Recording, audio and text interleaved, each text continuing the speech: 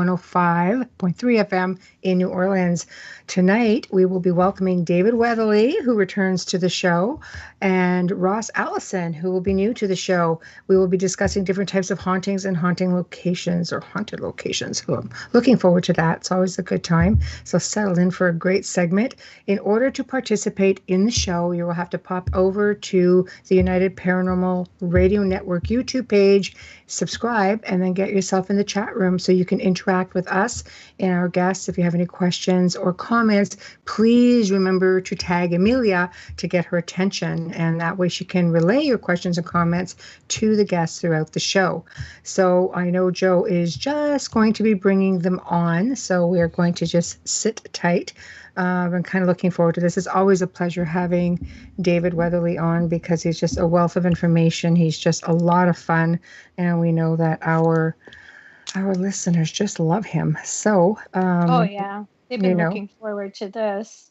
Oh, absolutely. Okay. UFO Bigfoot. Hello, how are you? And chat nice and early. Thanks for hanging in with us. Joe's been a bit delayed trying to get everything going. Everything is crazy in the South right now, and we are out of New Orleans. There's a few little hiccups along the way, so we're trying to get ourselves on track. Hi guys. Hi. Hey guys, how are you? Hello. Hello. How are you? I'm just going to do a quick intro for the audience. Joining us tonight is David Weatherly. He is a Renaissance man of the strange and supernatural. He has traveled the world in pursuit of ghosts, cryptids, UFOs, magic, and more. From the specters of dusty castles to remote haunted islands, from ancient sites to modern mysteries, he has journeyed to the most unusual places on the globe seeking the unknown.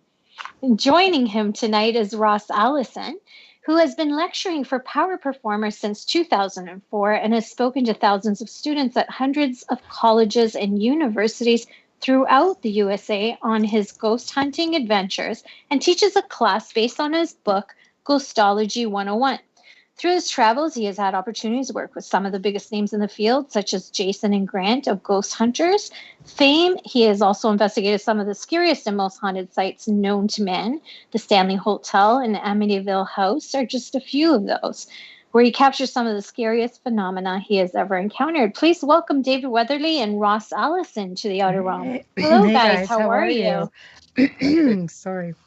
I'm losing my voice. Yeah. I know. It's cold here. We're buried in snow, so. Of course you are. I know, it's ridiculous, honestly. I'm a little worried for all our friends in Texas. I usually have a weekly, meditation and meeting with a friend of mine and every Wednesday, and I didn't hear from him, and he's in Austin, like, oh my God. So it turns out that they're no power, no heat, no nothing. Oh, hi, Ross. How are you? There's no power there or something. I know it. No, I sent Nick a message, Nick Redfern, because I'm like, I haven't heard from you. Are you buried under any of this? But I haven't heard back from him yet. Texas friends, so, yeah. So I'm just like, if there's anything I can do, let me know. I've been watching those videos online, and I can't believe what's going on. The whole world's going crazy. That's all. It's just a little bit crazy. Well, Greece, Santorini got snow. Cyprus got snow. Italy and Rome had snow yesterday. So, there's a little bit of fact to that climate change thing, Maybe. So, wow. Well, David, of course, you're like, you have a frequent flyer here with us, and Ross is here, so welcome. Welcome. Yeah. Thanks for having me. Oh, it's a pleasure. It's a pleasure. So where do you guys want to start? Let's start with, how did you end up, connecting up to collaborate on this series of books? They look interesting. I'm dying. I tell you that. I can barely hear you, Ross. Oh, really? Hold on a second. Let me hook up my better mic here. Excellent. So he's pulling out the big guns just for you. I am. That's pretty quick. It takes me like 50 minutes before Joe even calls to get everything going. Oh, I know. Well, we're used to being in a studio. Now I'm in my office. Michelle's in her medieval room. Like this is because of COVID, right? We're used to being in a studio where we don't have everything's already set up for us. So but I have a little better bit bizarre sound for here. us. Yeah, I'm not going back. But yeah, surprisingly, yeah, we do have better sound at home. Oh my, it's true. We do. The walls of this house are like 3 feet thick. So it's just a big old, Gothic house. I'm thinking I'm never going to get sound like this again. So okay. Question was, how did you guys end up together to collaborate on what looks to be a really amazing series of books with all your haunted tales and such? Well, like I said, David was stalking me and decided, No comment from Okay. David. I'll never message you. No, it was actually he was in Seattle and wanted to take my tour, and I had heard of David. And I was like, "Oh, this is great! I get to do a private tour for David and a friend of his." And I know he really enjoyed the tour, and I guess I had purchased my book, Spooked in Seattle. So I'll let him finish that story. Yeah, so it was kind of one of those things. I love to do ghost tours in different cities because, partially to see what versions of the stories they're telling and to see who's kind of operating in that city and so forth. And I already was familiar with Ross from his work. I knew he had a long time in the field, and that was great. He gave a fantastic tour of haunted Seattle, and we were already friends online, and we just kept chatting after that. And just one of those things. I mean, sitting in my office one day, and I shot him a message, and I said, would you be interested in collaborating on a book? And he pretty much, shot right back, "Oh my God, I've been dying for you to ask this. I've been praying every night." Oh, so it was the other way around. Ross was stalking you. Yeah, the truth comes out, actually, right? No, it was very organic. We just started talking about some different ideas, and the first one we came up with was haunted toys because no one had done it. And we threw some ideas back and forth about different haunted toys, and in really short order started writing the book and put it out. It was the first one in this series. And after that, we did a few conferences together and kept talking about different ideas and realizing that there are so many ghost stories out there, and Ross and I both have, a desire and a passion to get these down on paper and get them out before they're lost. And that's something he and I talk about a lot during the course of this series, because when we focus on a particular topic, we really have to dig in and find out, is the haunting, is the story real? Is this just an internet creation? What's the foundation of the tale? And how valid is it? And it's really tough sometimes. So we try our best to get to the core of these ghost stories and get them down as best we can in the different text. And it seems like they're almost getting more challenging with each one, because this last one we did was just sort of, it was tough. It was really tough to work on for a number of reasons, but we can get into that later. Anyway, we started putting the books out, and we started talking about different topics that nobody really had addressed, or at least not in a long time. And that's how it kind of evolved. So we did haunted ships and lighthouses, which has been done, but also, there's so much lore out there about haunted ships and so forth. So it's endless. You guys could probably. And one thing, and one thing I want to add too is the fact that ghost hunting has become so popular nowadays, and for us, being paranormal investigators, we have to rely on truth to base our investigations on and try to find answers to what's really happening in the paranormal world. And due to the popularity of ghost hunting, you have a lot of, I hate to say it, charlatans out there and people, craving their 15 minutes of fame. Mm-hmm. So there's a lot of people out there that have made up a lot of ghost stories and experiences. Oh, yes. And that really muddies up the field. And, and it makes it challenging for me and David to research a lot of these locations and narrow down to what is actually fact and what is actually fiction. Because again, for us to pursue the field of the paranormal, we need the true facts. Oh, and that's not wrong. Television doesn't help either. It doesn't. It doesn't. I mean, I've been filming for like 18 years, and I always say it. I'm sure the world thinks I run around screaming demon, and out of every answer I give, which could be 5 answers to one question, okay, it's a demon. I'm like, face palm. It's just what the producers are. I know. It's what the producers are looking for. But it's that bite. But I do know people who have made up stories to go on television, and you're right. You have to go into these locations, and which story do you listen to? Where do you start? Because it's still a story, right? And sometimes it's the location that promotes the phony story.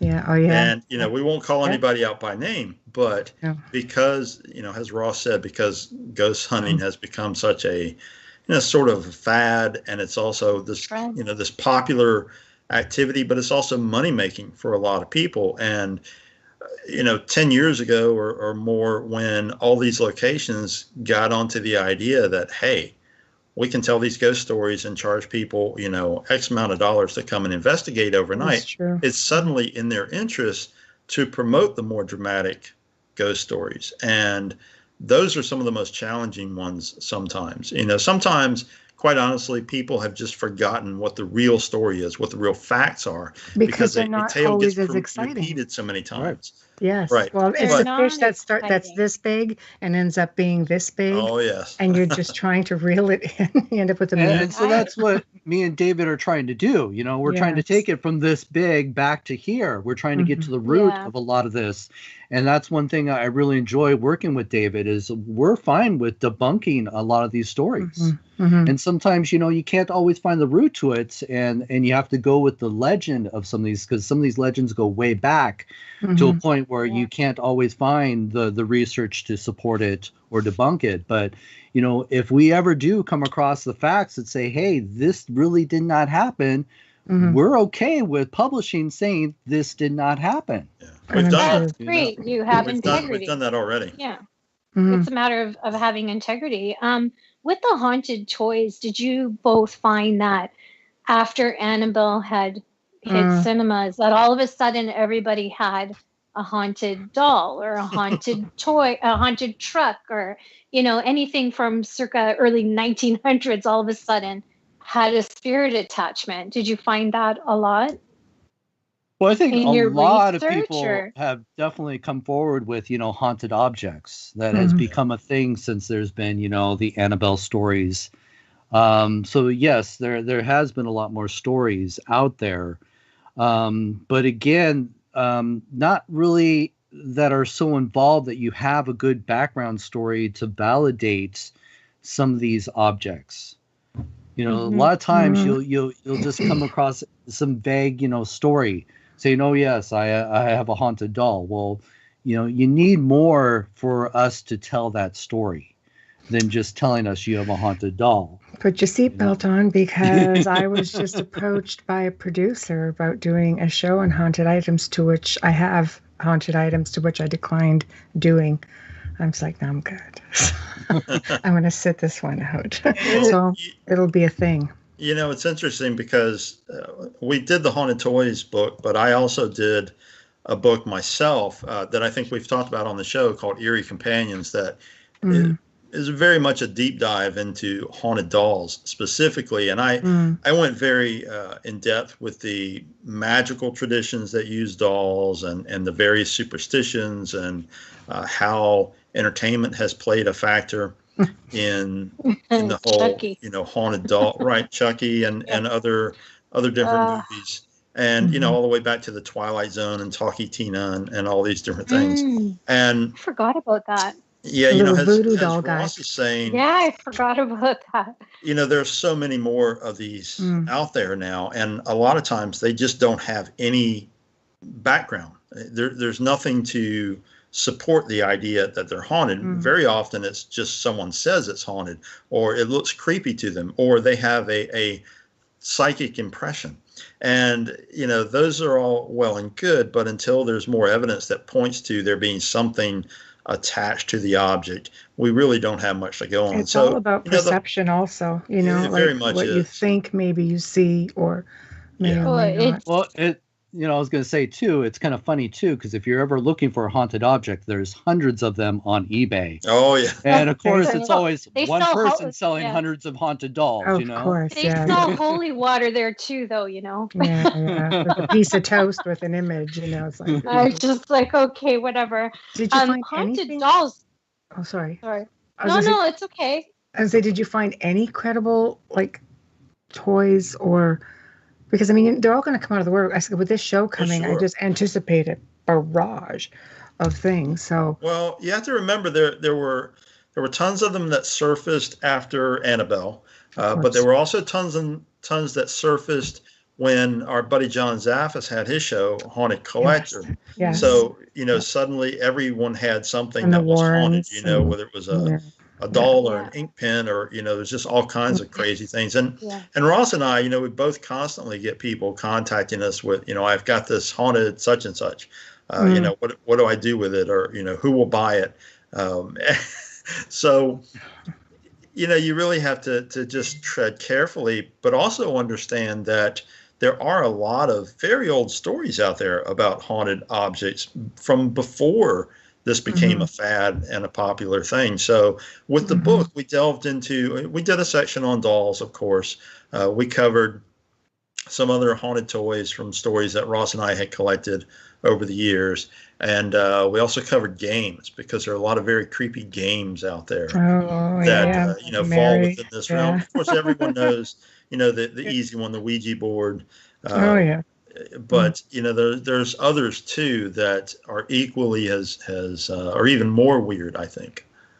Should we mention them? Or is that dangerous? You wanted share with the class. Want to open up that door? Yeah. Well, one, I know Ross has a favorite. He likes to talk about the bath game, which is very creepy. But But before we turn that over to him, I'll talk briefly and tell you about Charlie, which was a huge fad. A few years ago now. And this involves balancing a pair of pencils, as you've probably seen the videos or remember the publicity for this, and forming a cross and putting yes and no in the outside. And you do this little ritual that summons Charlie, a demon.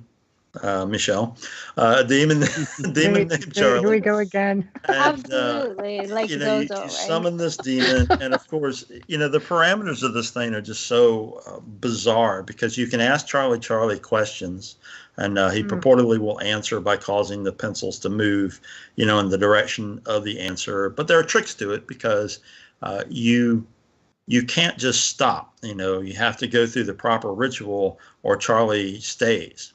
And when you dig into this thing, it's such a weird combination of strictly an internet fabrication and a little bit of folklore thrown in, and just a real mishmash of different things that don't make any sense together. So when you read the background of this thing, you find out that Charlie is Mexican. Yeah. And he's a demon. So, we're saying, okay, so I'm going to talk to a Mexican demon named Charlie. Yeah. Not Jesus or Jose. This all adds Charlie. up.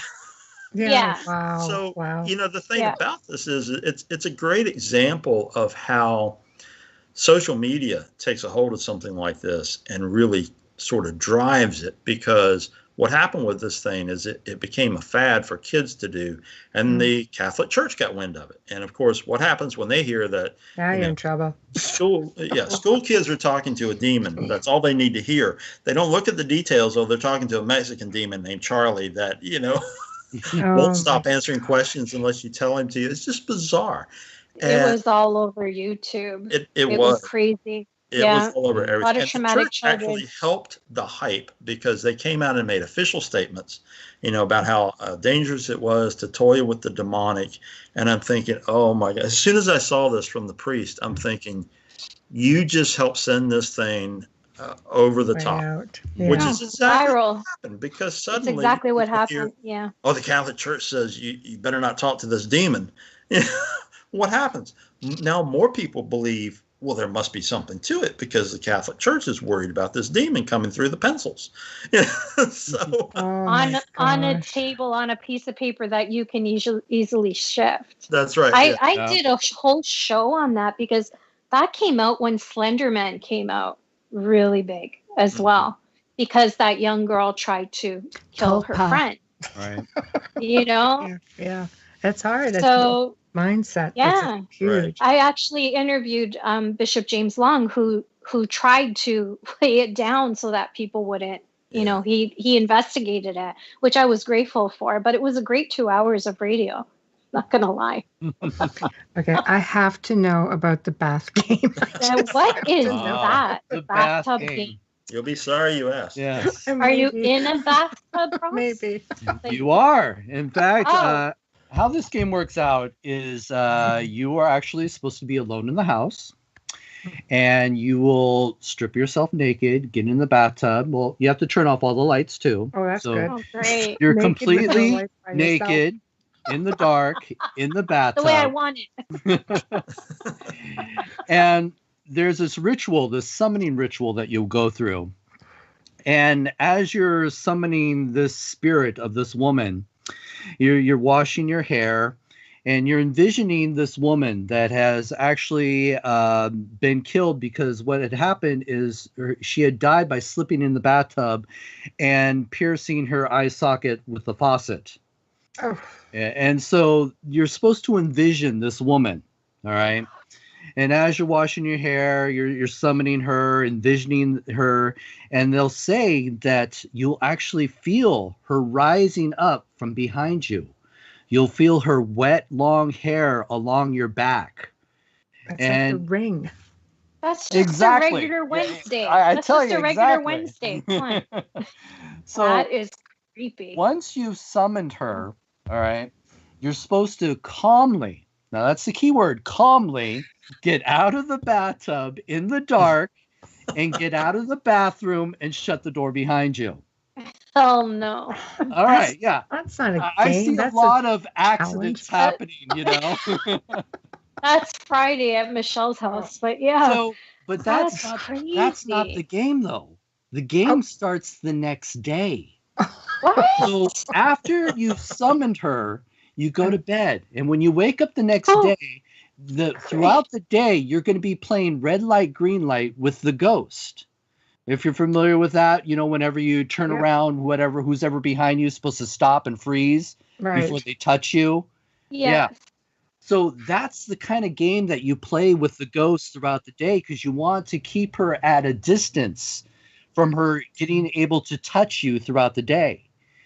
And if you're successful, by the end of the day, once you get home, you can make this choppy motion, which basically ends the game and tells the spirit to move on. Just by doing this. And the spirit's going to be like, yeah, I don't think so. The next time we clear house, we're going in there like this. Yeah. No. Wow. Like so where did that start, the bathtub game? It's actually, funny enough, it's actually from the Asian culture. It's an old game that they actually would play. In fact, there was another game called Hide and Seek Alone, which is another thing that they created, where you play alone in the house in the dark with a doll. Yeah, and that one's even doll creepier. again. Yeah. I have a few of those. Dolls. That would be a lot of fun. That would be a lot of fun here with the 3 I have. I tell you, it makes me wonder, these Asian, children, the Asian culture alone is so bound into, ghosts and the folklores and stuff like that. So these children definitely come up with these very interesting games to entertain themselves. Wow. Oh, their stories are a lot of fun. They're mystics, and I'm so intrigued by them. Oh, yeah. Yeah.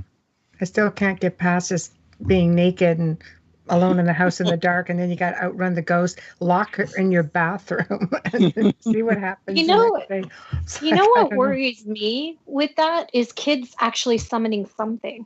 through that, because the intention is to summon something. And what happens if they're opening a portal or opening a door to something else? Right. Sure, and you're going to have a whole bunch doing it tonight after this show. And it's funny too, because I remember when we were working on that book, and I was talking to David, is you have the actual recipe of what you're supposed to be doing to proceed with this game. And I was very hesitant to publish that information. And I remember talking to David, it's just like, do we give everybody the tools to proceed with something like this, proceed with caution.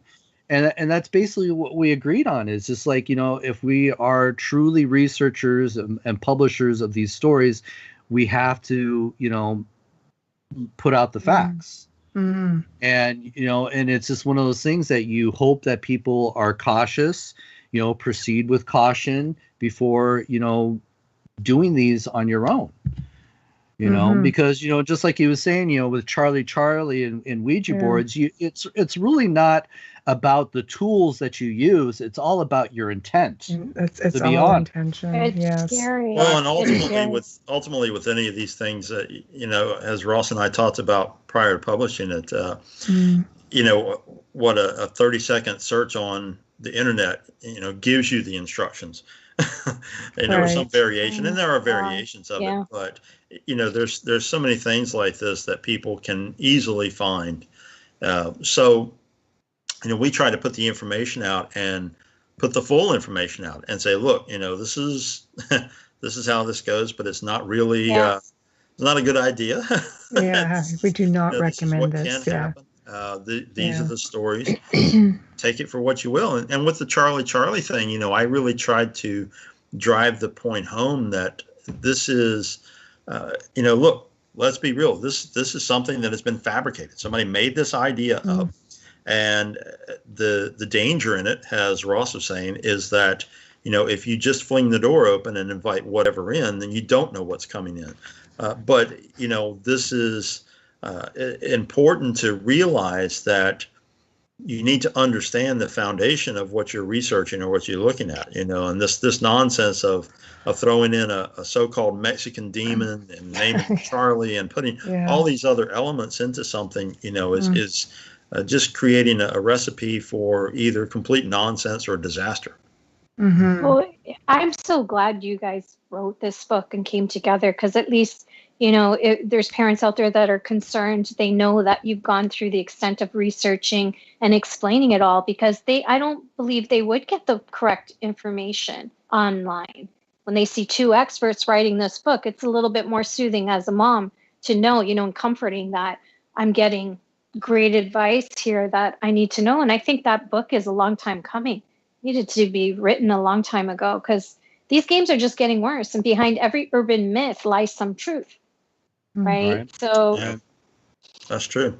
The best we can do is just hope that people are intelligent enough and responsible enough that if given the proper tools, that they will make the right decisions. I think you have high hopes in some cases. True. And I mean, I'm just putting it out there because I know some of the emails that I get, and I'm thinking, what? What did this you was a good do? idea. I know. Yeah. It's for the thrill, though, right? They do it for the thrill. And when you have teens involved, good Lord, that's a lot of. I think you also end up with a lot of sofa investigators, couch investigators. Who's like shouting at the TV, "Don't go in there, do it like this." And these are the same people who. And again, it's not like it used to be when I got started, and I'm sure you guys got started, where you built a website, you built your reputation. Now with social media, it's just a page. And it's not like there's any real training to it. You just have to have a lot of common sense. And again, remember, a lot of it is about perception, and a lot of it is, not everything's a demon. Sorry, people. But, I always say one of my favorite words is psychokinesis, because I see it so much. Oh, wow.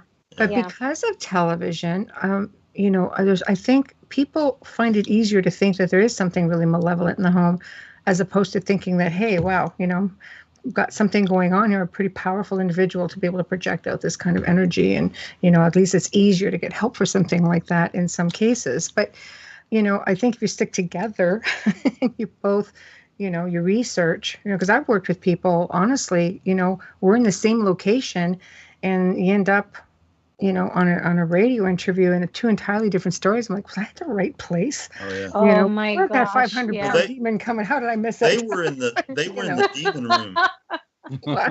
They were in the not demon the green room, and you not were in the green room, the non-active room.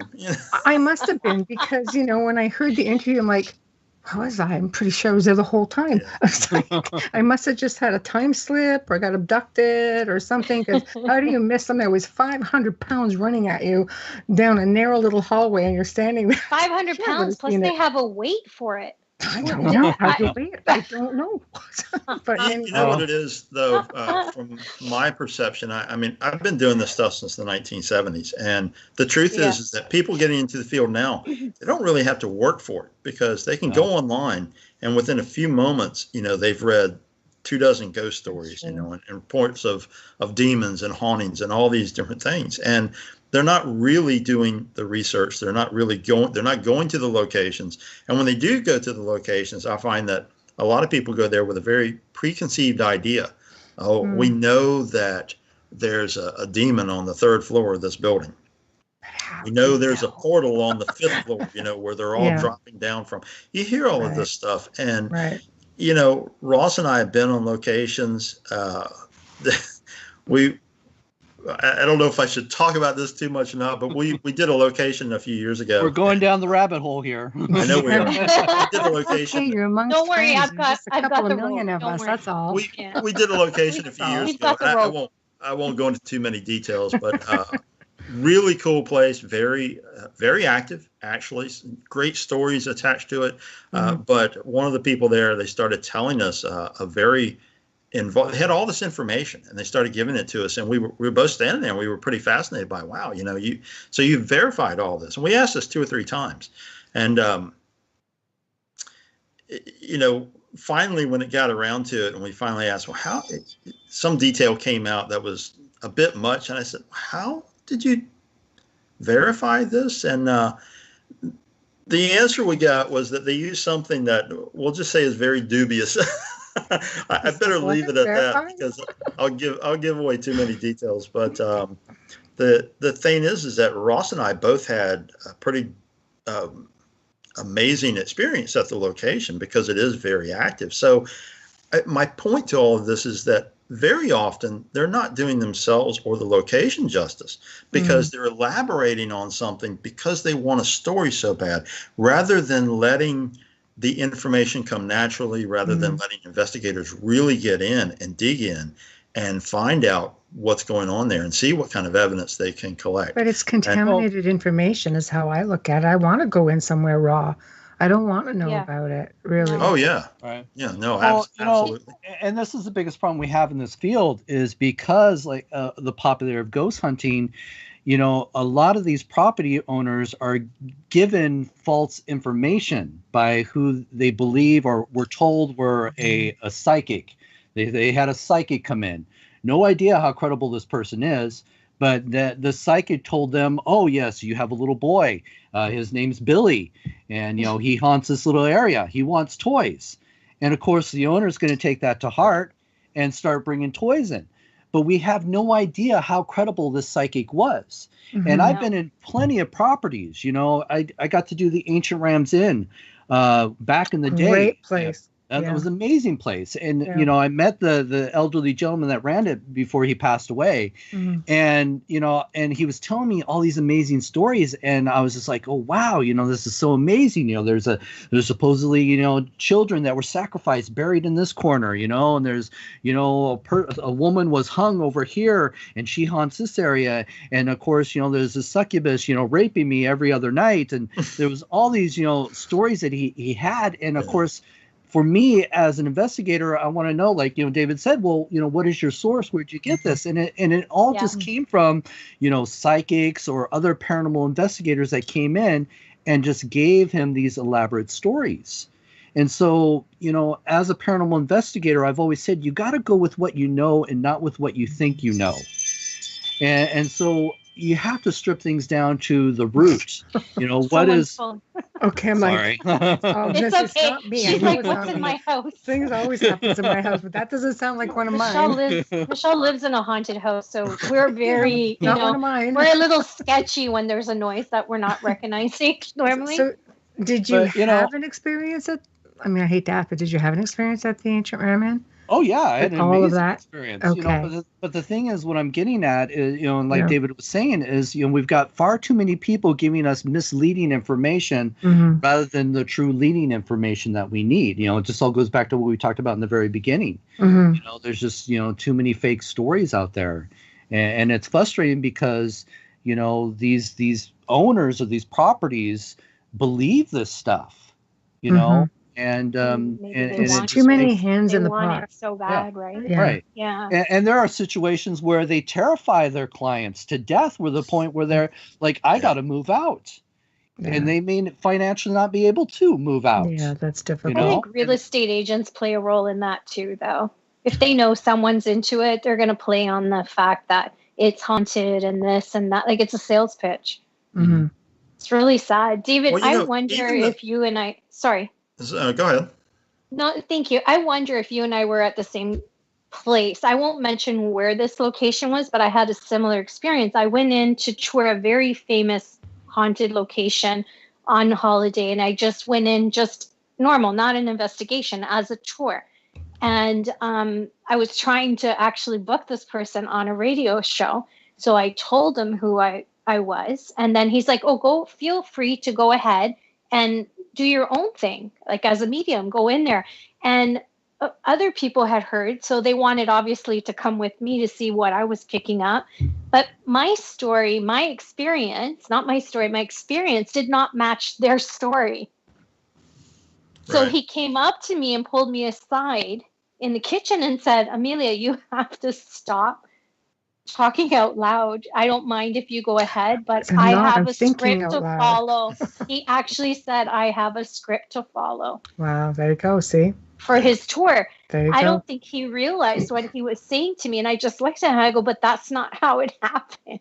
I'm like, wow. And, sometimes these stories, they're told one time initially from someone who they may be good intention. They may believe they have the right information, but actually, I'll give you a perfect example, the Queen Mary.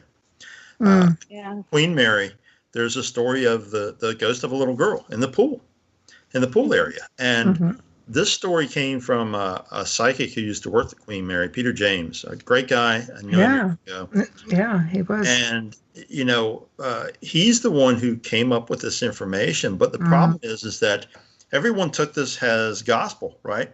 So ever since then, people talk constantly about the little girl who died in the pool area. But, as an investigator and a researcher, you have to dig into that information and find out what evidence is there to support this. What is there beyond the psychic information that came from one person initially?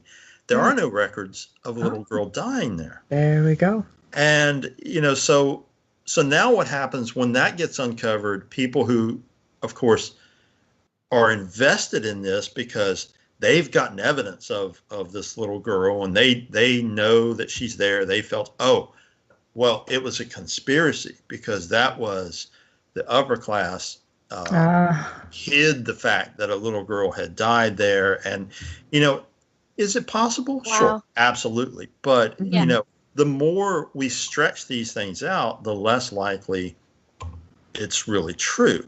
So we have to back up and question, all right, there does appear to be some kind of activity in the pool area, but what is it and why is it there? And back then, it would have been all over the papers, especially, with when you're talking about upper class and middle class. Yeah, but they probably could have hidden it. But it would have leaked as the upper class saying that it's not fact because they had a ton of rags then. It's like the internet. Conspiracy, though. You have to. No. And the fact that The whole thing is you had a huge paranormal show that covered that story. Oh, That's yeah. why it went. Phew. That's why it went where it went. Yeah. Yeah. Right. Yeah. And You in had that two of them, situation, you know, the crew would have had to had a report made of this, you know, unfortunate little girl dying. Yeah. There would have had to have been some sort of report, because There how would are you have to going to be explain, exactly. you know, Coroner. escorting the body Yeah. of this little girl off the boat? It's Oh, illegal see. to hide that. Yeah, Right. but it's illegal to hide a death. There would be a coroner's report that's public. You would have to look at it as a crime. You would be able to find things, you know, in public records, and you didn't, right? Again, the Queen Mary is very haunted. It genuinely is. You know, there's a lot of so many people have had experiences there. I know I've investigated it a few times. Ross has, and you know, it genuinely is a haunted ship. But we do a discredit to the location by focusing so much on a story that is likely not at all accurate, at least partially not accurate. I have a life jacket that comes from the Queen Mary. It is not haunted, just saying. I wish I could have done that. It's very cool. Queen Mary is amazing. I would have loved to have been able to do that. Yeah. Considering it came from such a haunted do it now. place, you know, it's just like, hello, nothing in there. So, well, okay. So let's talk about lighthouses for a moment, because I love them. The theories on lighthouses, I mean, they say when you're, you know, close to large bodies of water, that there'll be more energy, things will be amped up. Is this the case with the lighthouses? Like, why are there so many of them? And people are just so into it, lighthouses. What is it about for me, it's the symbolism. You know, I a love lighthouse is a guiding light to safety.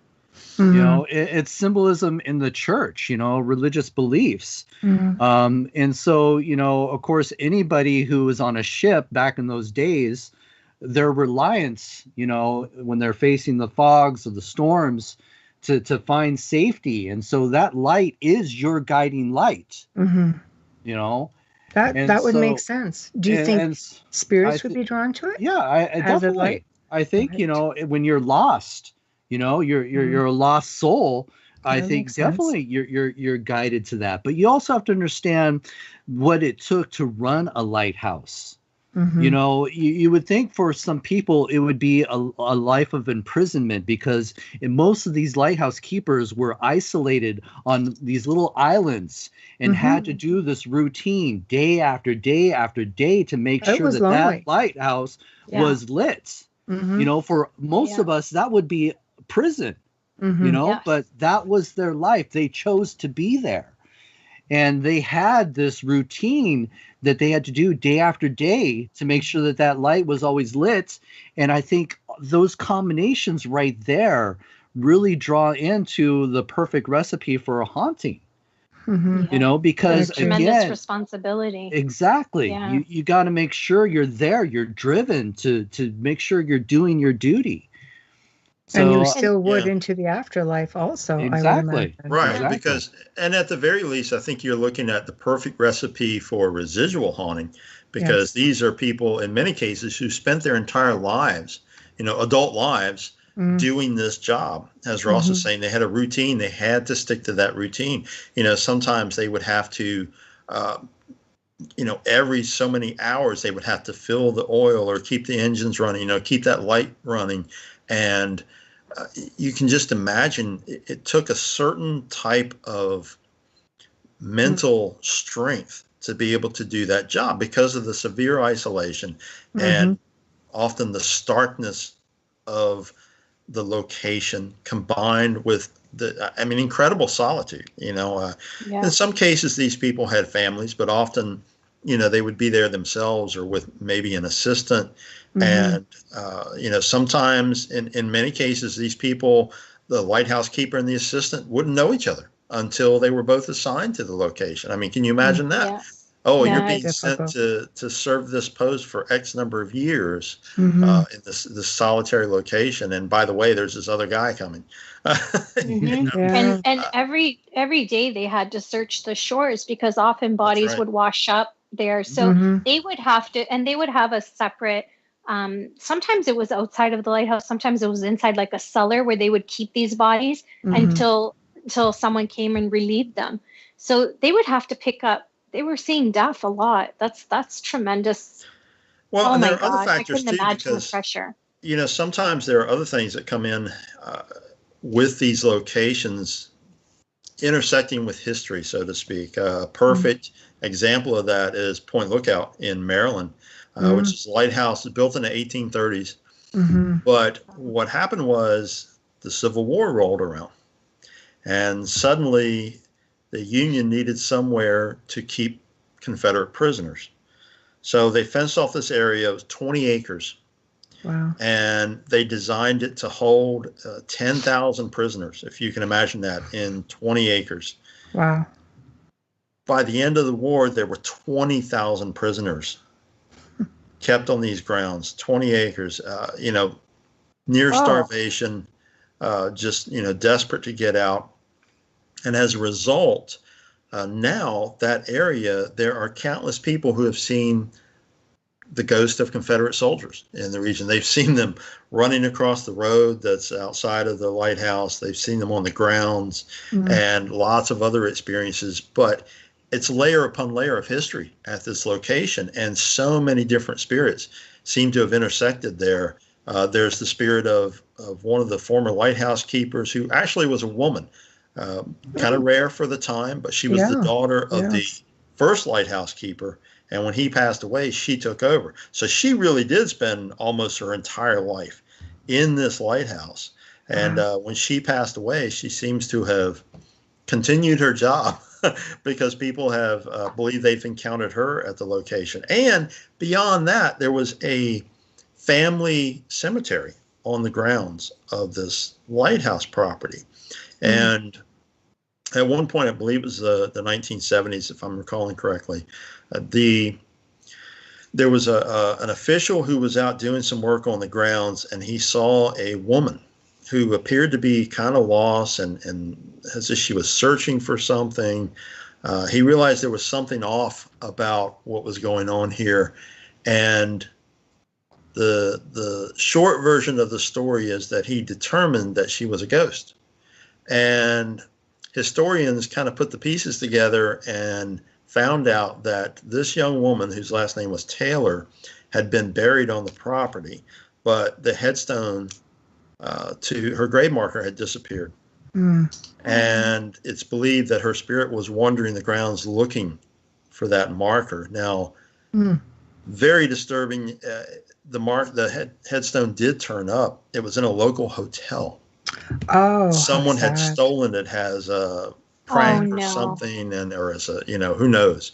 And somehow it ended up at this hotel. But, this is a great example of, you've got all the elements of lighthouses that we're talking about. And then these other factors that come in, the Civil War and the things it brought to the area, and, the experience of some of the locals who were there. So very haunted location, very cool place. Wow. Yeah. It's definitely always something that's been fascinated. People are very drawn to lighthouses, and I like the idea, that it is that light in the darkness for so many lost souls that are coming in. But I also like the fact that people are still working, because there was so much responsibility put on their shoulders, to keep that light on. It's very difficult, especially depending on how you die. If you go with the theory that, you die unexpectedly, sometimes you just don't even know you've passed on, and you just keep going through the motions, Well, I was going to say, sad. Similar to that, one of the lighthouses that I wrote about in the book, Sequin Lighthouse. This is the lighthouse that was constructed in 1857, if I remember correctly, actually by George Washington himself. Oh, wow. He had commissioned this lighthouse. And some of these lighthouses have multiple ghost stories to them. I think the most famous, it has a legend to it, where a young couple had just been married. And they, of course, he's a lighthouse keeper, so he's, packing up his wife, his new bride, to go start this new life on this little island, to maintain this lighthouse. But to entertain her, he decides to buy her a piano. And so, this is going to be great because long winters on this little island, she's going to need something, to pass the time. So he has this beautiful piano hauled off to the island. It's hoisted up, the cliffs, put into the lighthouse. And they settle in, everything starts out really romantic, all great. But then winter settles in. And so now, she's got a lot of time on her hands. And so she decides, well, I'm going to learn how to play this piano. Well, little did they know that the piano only came with one sheet of music. So, wow. but this young bride, to please her husband, she decides that she's going to, perfect this one song. So that means that she's playing this tune over and over and I was gonna over. That'll I think you know where this is going, Yeah. For this poor lighthouse keeper to hear this melody over and over again, it drove him mad.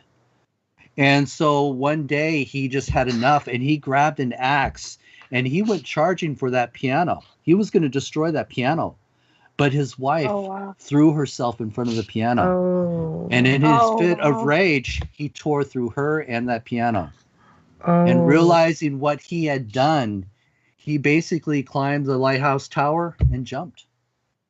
Wow. And since that, people have said that they've heard if you're passing by the lighthouse on a calm day, or even in a calm night, you can actually hear piano music coming from the lighthouse. Oh, that's creepy. So then you fall into, is it a ghostly thing or is it a residual thing? Well, it could be residual, it had been but imprinted, engraved. But to be honest, we can't validate if that story actually had happened. But the root to this story is the fact that people do hear that piano music. Oh, it's fascinating. But to get into the fact that you were talking about, where people, this is their life, that lighthouse also has another story to it. And this goes back to 1985, after they had retired a lot of the lighthouses and made them automated. So you no longer needed keepers to maintain these lighthouses. They had sent the Coast Guard out to vacate the lighthouse. So they wanted to pull all the furniture, all the reports, everything that was valuable out of these lighthouses and seal them up. And so, of course, these two Coast Guard members, that was their job. They arrived one day to start packing things up. Now, they knew this was going to be an overnight job because, they weren't able to leave early enough. So they decided to spend the night. Well, that night, one of the young men was awoken by his bed frantically shaking. And he looks up and his focus is drawn to this dark shadow of a figure of a man standing at the foot of his bed. And the man is just shaking his head. And he says, "Please don't take my furniture. Please just leave my home alone." And he just faded away. Wow. So that guy, So that guy was terrified, goes into the other room and spends the night with his partner, Sure. But we're leaving everything. but the fact of the matter is they continued to do their job. They packed up everything, loaded up into a small, boat, and they were getting ready to lower it into the water, and the chain broke, causing the boat and all the possessions of the lighthouse crashing into the water and sinking. Wow. They couldn't explain how that happened. But I believe that keeper that haunts that location did not want to part with his personal objects. Mm-hmm. So he did whatever he could to keep them there. You must be like so much fun at a campfire, seriously. I know. The life of the party. Just throw a few drinks in them. All right, let's go. I'm a medium and I'm like, what? I know. Wow. Yeah. Lighthouses and ships. How did you guys how do you narrow down, like haunted ships, especially when you're dealing with ghost ships? Because I know just the Great Lakes alone are loaded with stories, of ghost ships. appearing and reappearing and disappearing, and then you're getting into the ocean, like Bermuda Triangle or the different triangles of the world. How did you narrow it down, aside from the Flying Dutchman, which everybody wants to know about?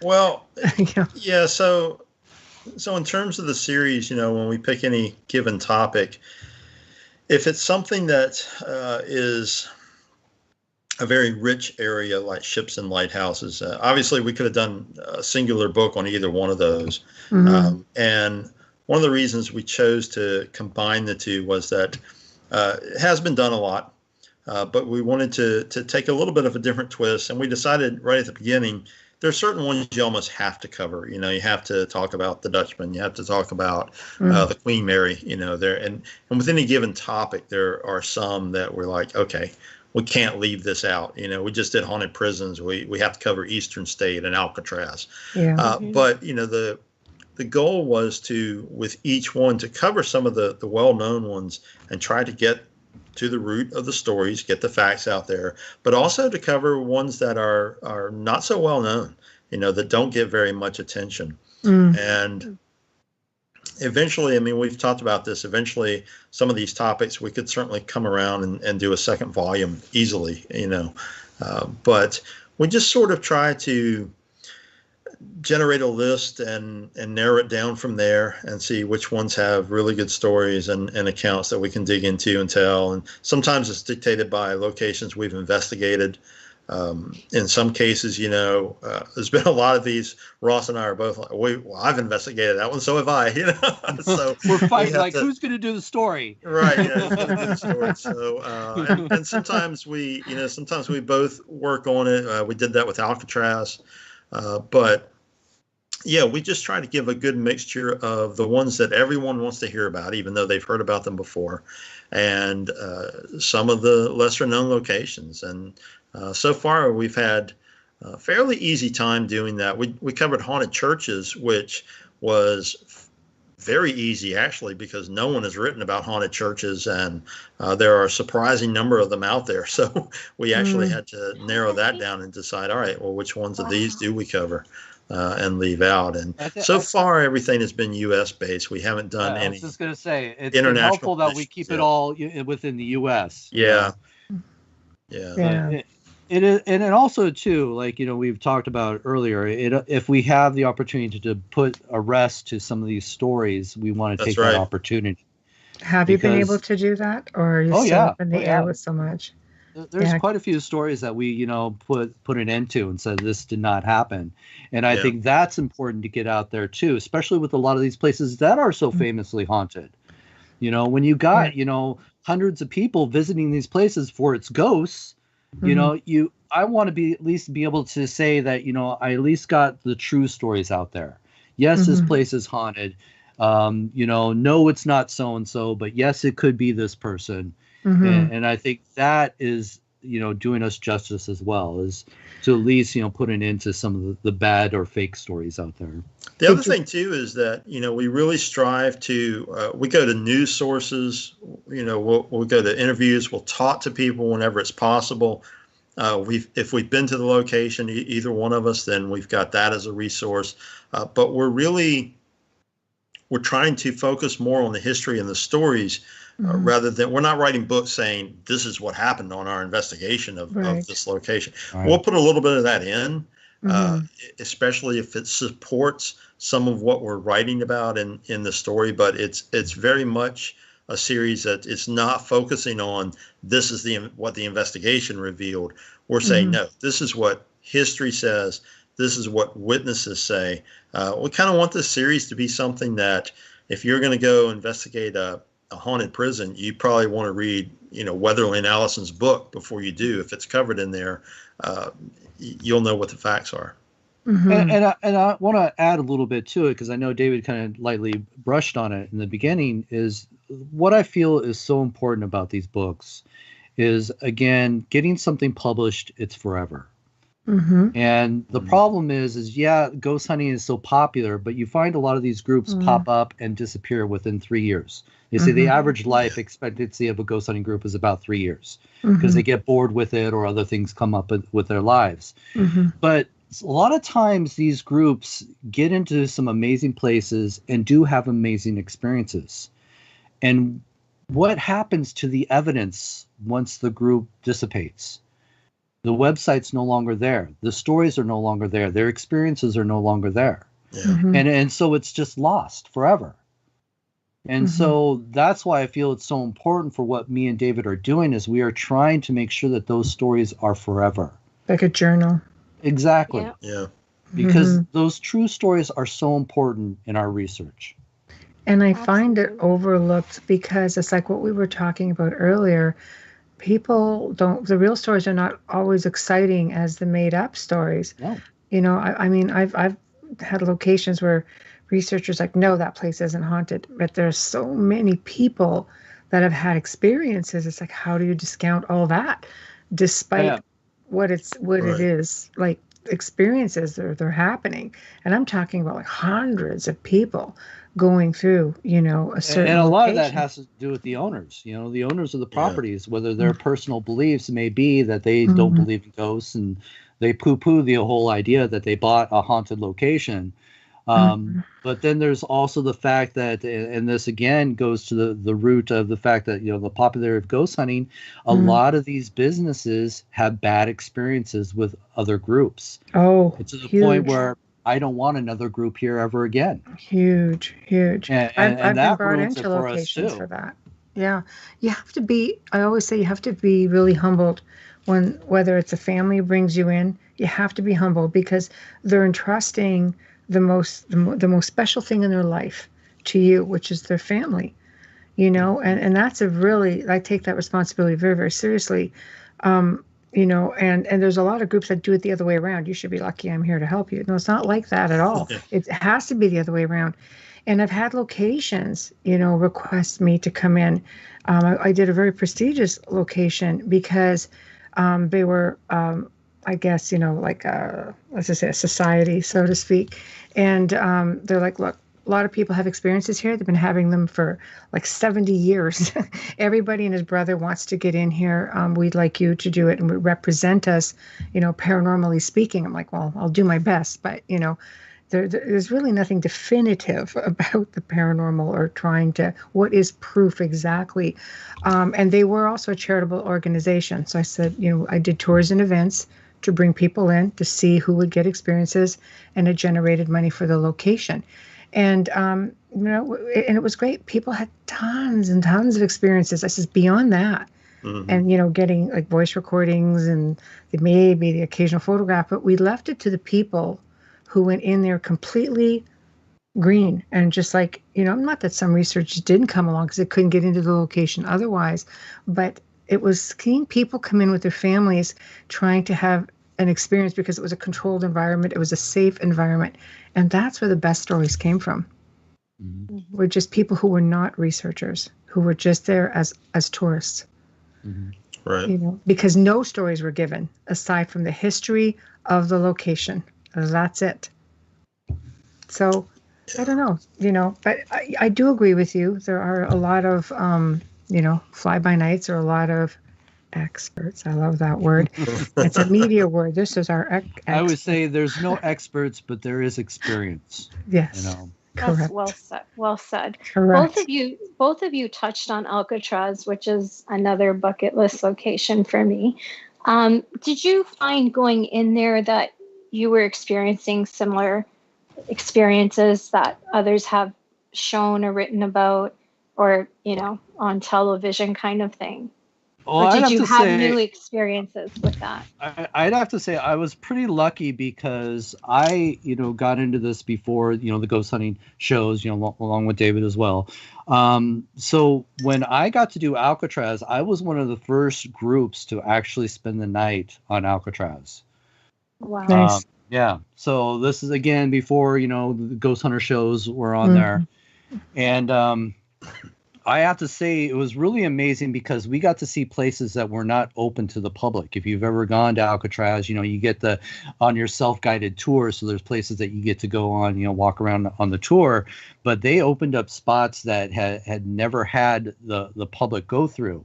You know, I got to walk through the tunnels where they actually drop the prisoners off, and they walk them through the tunnels into the prison. They don't get dropped off on the shore like the public does, when they do the tour. And so I got to walk through those tunnels under the island, and that was one of my an interesting experience there. Is me and an investigation partner, we were alone in those tunnels, and we actually heard like somebody walking with us or behind us. And I remember the first time we heard it, was like one of those moments like, stop, hush, everybody. And you'd listen, and you'd hear those 2 extra steps, and then it would stop. And I thought, at first it was just one of the other, rangers, because the rangers were spending the night with us, guiding us through the overnight investigation. And I just thought maybe it was one of the rangers, looking out for us, wondering where we wandered off to, or, just to keep an eye on us to make sure we're safe. Because again, we're in an area that's not open to the public. So we would just stand there, and we were just waiting, for somebody to approach us, just to say, hey guys, just want to make sure you're okay. Nobody. So again, we start, moving a little closer, and again, you'd hear the footsteps behind you. And, we freeze and like, okay, I heard that, you heard that. And then all of a sudden it continued. And it got to the point where we almost felt like there was this pressure forming on us. Like something had approached us and was just lingering over us. You couldn't see anything. I got my flashlight, flashing everywhere just to see if I can see something, some sort of sign that there's something there. But it was nothing. It was just this overwhelming force that you could feel, overpowering you. And it lasted for a good, couple minutes. But, for us, it felt like it was a lot longer than that. And then suddenly it just faded away. And as it started to fade away, you could almost hear those footsteps walking away from you. Wow, that's a crazy experience. Yeah, but my actual first physical experience was actually at Alcatraz as well that night. They had taken us to the morgue, where they actually keep the bodies of the prisoners before they ship them over to the city. And I was the first to enter the morgue area and, checking out. It's kind of cool. We go down there's this tunnel that goes down underground. And I'm the first to walk down this tunnel and explore. I'm a little adventurous. I have been known to get ahead of people and start walking around, checking things out. And so I decided I was going to go down this tunnel. My team was not too far behind me, so I wasn't completely alone. And I wanted to see what this was, where this tunnel had led to. Well, the tunnel led to an underground room. Now, the history of the prison is it actually started out as a military fort. And so where I'm actually going is when it was a fort, this is where they used to keep the gunpowder because they had to keep it cool. So I'm going down into this tiny little room, dirt floor, brick walls and an arched brick ceiling, nothing unusual. And I'm taking pictures, but I want to get a picture of the entrance. Now, at this time, my members are starting to filter into the room as well. But I want to get the widest angle of that entrance. So I'm backing up, and I'm looking through my view screen. And this is when we were using film back in the day, so you had to use that view screen. Mm-hmm. So I'm going through the view screen, slowly backing up, trying to get that wide angle. And one of the members puts their hand on my shoulder and stops me. And so I look away, to apologize to the member that I had backed into the corner, and there was nobody there. There was nobody around me. Oh, and wow. I was expecting to see one of my members standing next to me, but there was nobody there. I felt the pressure of fingers on my shoulders, the weight of a man's hand. And again, it physically stopped me as I was taking a step backwards. Mm-hmm. Nobody there. There's nothing like the feeling of being touched, especially for the first time. Oh, yeah. I remember it happening. That didn't sound right. That didn't sound right. I thought about it when I said it, and I'm like, I have to bow out very gracefully with this. So yeah, we're all G-rated minds here, okay? I know. Yeah. Okay. Suddenly the show takes a turn. Be graceful. It's just watching us and then hearing us on a stream are two different things. So they can't see your face. Yeah. It happened to one of my team members, one of our younger team members at one point, and he had been just touched on the shoulder, and his face kind of just did this thing, and I'm like, "Are you okay?" And he's like, and I'm like, and he goes, "Something touched me." I went, "Okay, is that all right?" "I'm fine." That was the end of it. "I'm fine." And it was just like, "All right, do you need some time?" Like it just felt a little personal. So I think people react differently. I would have been like, "Oh, do it again. That's phenomenal," and other people are just, you can see it's completely outside their comfort zone, completely. So you seem to have taken it. Were you anxious, like do it again? Or were you like, okay, see right there, that's boundaries. And that's the funny thing is, people are like, "Oh my God, you got to be so brave to be a ghost hunter." And as I always tell people, most of the time it's very tame doing a ghost hunt. You don't always experience something paranormal. No. And a lot of times when you do experience something, it's so fast and sudden, you're not even sure what you just experienced. You're questioning yourself. And so that was a prime example of that. I had expected to see a living person next to me. So for me, I was just baffled, like, what just happened? So you just start reliving that situation over and over in your head, trying to explain what you just experienced, and then you just have to realize that was a ghost, That's pretty cool because you didn't feel threatened. You were just a little startled. Well, considering where you were. Yeah. And I wouldn't even say startled, at the time. I was just looking to apologize to somebody backed in the corner. I was more startled at the fact that, wow, there was there's no one there. here. Sorry, I would have been I startle easy. I'm not the person to go on an investigation. I can tell you that. I startle so easy. I'm not afraid of anything, but I'll jump at the stupidest things. So yeah, most of the time. Hey, I David has proof of this. There's a video of me screaming. Okay, so I'll admit to it. At least what's interesting about Alcatraz, though, is that I find that it's one of these places. It has such a rich history, and again, so many different layers of history and historical events and hauntings, because the island itself was used by the Native Americans in the region as a place of banishment. And they would send people there who broke taboos of the tribe. They would banish them to this island and just leave them. So, again, it's one of these places that who knows how many people actually perished on the island, even before it was a prison. But once it became it was a military prison first. After it was a fort, it was a military prison. And, the records are just very sketchy back in the early periods of imprisonment on the island. So we honestly don't know how many people died there. But then all the way up, of course, during the most famous period when it was Alcatraz Federal Penitentiary. But what's interesting to me is that despite how famous it is and how many legends and ghost stories are attached to it, it seems to be one of these locations that is the least exaggerated in a sense. You don't hear constant tales that, well, this entity and that entity and all this.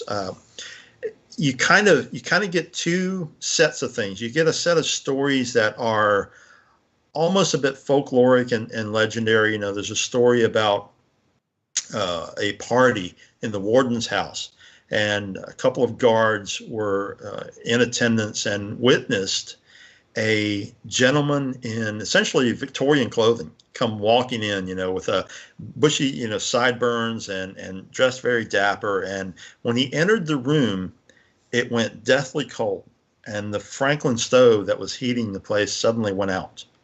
And just as quickly as he appeared, he vanished. This is a really cool story, but you can't find a lot of information about it. So it's one of these that it's a great ghost legend, and it's covered in the book, and it's something that is attached to Alcatraz, but we just don't know. And there's kind of this gap between those types of stories, which there are a handful of those, and then modern accounts from, prisoners, former prisoners, former guards, tourists, just a whole range of people who have had experiences there. And it kind of goes on and on. Alcatraz, I've been to Alcatraz a few times. And the first time I went there, I started talking to one of the rangers. And the whole island is part of the National Park Service in the United States. So it's managed by park rangers. And you never know what you're going to get with park rangers, So the first gentleman, I started talking to him about Alcatraz, and I asked him about the hauntings. And he said, oh, no, that's all, well, BS is what I'll say. He said, no, it's not haunted. I've been working here for, X number of years, and it's not haunted. And I just kept talking to him, about, and he was asking me who I was. And, I told him, I said, I've written some books. And so the more I talked to this guy, he suddenly starts opening up and says, well, I've seen one or two things here, but I really don't think Alcatraz is haunted. However, I used to be a police officer in San Francisco right across the bay. And I talked to this guy for a long time. He's telling me about all these haunted locations in San Francisco that nobody knows about. Wow. However, that's how you find out. Yeah, that's how you find out. So, well, that's old school. You go and talk to people. That's how I started in the field. But, on other visits, I would talk to other rangers and, of course, ask them the question, and they get this look, and they're like, "Oh yes, it's haunted." I was there one night with correction. It was not unusual for them to have different types of torture devices, essentially, to try to keep control of the prisoners, and that leaves a tremendous amount of energy, traumatic energy, on these locations. Many of them built of limestone or granite and things like this that are heavyweight. And of course, we know about limestone, but there's a psychological imprint to a lot of these places. There is, and many of them just with nicknames that don't necessarily make any sense, but just imply something. The Missouri Pen is nicknamed the 47 bloodiest acres in America, and nobody knows exactly where that came. It's not on 47 acres, but terrible riots and other things that happen there. And you delve into this history, and yes, sometimes you really have to go down the rabbit hole. I'm not a fan of true crime stuff, but it was kind of by necessity to delve into some of that with this book, because you have to get to the root of what's caused the haunting, and what the nature of these people are who were there. So it was challenging. A friend of mine today said it must have been a tremendous weight to write that book, and I was like, yeah, you're right. It really was. Going through this material and understanding these stories. But again, I think Ross and I both feel this way. It's important to get these stories out there, even in cases like this, and help people understand. And it's a different kind of effect that has caused these hauntings. In many cases, very disturbing things. Mm-hmm. Have you got any flack for it, like from your peers? Like when you say do you call it debunking or just putting out accurate information? Because not everybody takes the time to really look into it, and sometimes you get some groups who just swear by, this is our location, we know this is this, or we've investigated, we say it's good, and you guys come in and go, no, we don't think so. Have you gotten any sort of negative feedback from your peers, really? I think in most cases the praises have been higher than any type of negative feedback. Which is great. I think people are grateful to have a resource to look into and have an accurate account of what happened in a lot of these places. Because as we've stated, we're not afraid to say this story is BS. Right. And it just goes to show if an investigator is so involved in a false story, then it just goes to show what kind of investigator they are. Because a lot of these stories are quite easily debunkable just with a little bit of research. And I should emphasize, if we're calling something like that out, we're doing so with the facts to back it up. And it hasn't, I know this, we've come around to this a couple times tonight, but it hasn't been that often. However, on the occasions that it has come up, we do make an effort to say, well, this is what the real story is, which often is more interesting than the fabricated story. But I don't worry about anybody complaining about that, because as Ross says, if they are, then it's reflecting what kind of investigator they are. And if they're arguing with us, I'm simply going to point to the book and say, well, this is our source. This was what the newspaper said at the time. Here's the exact, there was one in the Haunted Prisons book that we just did that Ross had to really chase around, and I helped him find the original source that was published, the original report that was published in the newspaper of the time. And it said, this is what happened. This is what the coroner said. This is what the officials say. And, you often get into these things that it becomes more contrived. With that case, again, it was a whole conspiracy. Oh, well, yeah, that's what the officials claim, but there was a conspiracy and a cover up and all this. But there's no evidence of that, and there's no reason. Right. The biggest thing is, what is the reason that for would be it? the case. Right. It almost sounds like they just want it to be real because it's just a lot of fun for them rather than accurate. I personally am so proud of the two of you. I want to buy every book that you wrote now.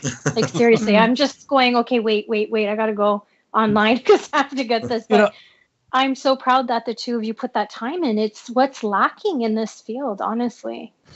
Well, and to touch base a little bit more on that issue is, like, if somebody wants to argue that, yes, they believe that this happened, then where's your proof? We supplied proof to validate our debunking style of this story. What is your proof? Oh, it's the spirit box. Oh, it's a psychic.